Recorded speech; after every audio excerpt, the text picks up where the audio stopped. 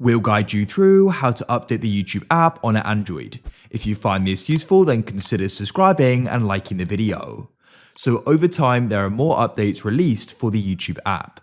These could be new features, security fixes, bug fixes, and other updates which need to be done.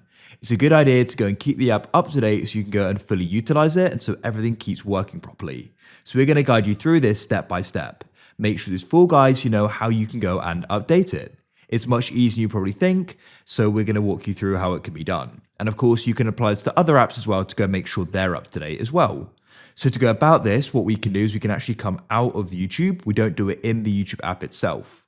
What you need to do is you need to go and locate the Play Store. This is it here.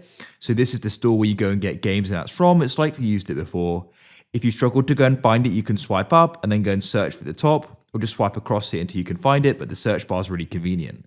Let's go and open it up like so. Now what we need to do is we need to go and head down to the bottom, and I found the easiest way to go about this is to go and find the search button like so, and then what you can do is you can go and press search again at the bottom to open the keyboard, or you can go and press the search bar at the top. And then what we're going to do is go and type in YouTube like so, and we'll get suggested it. Go and search for it. Now you can go and see there's an update available, which we can then go and tap on.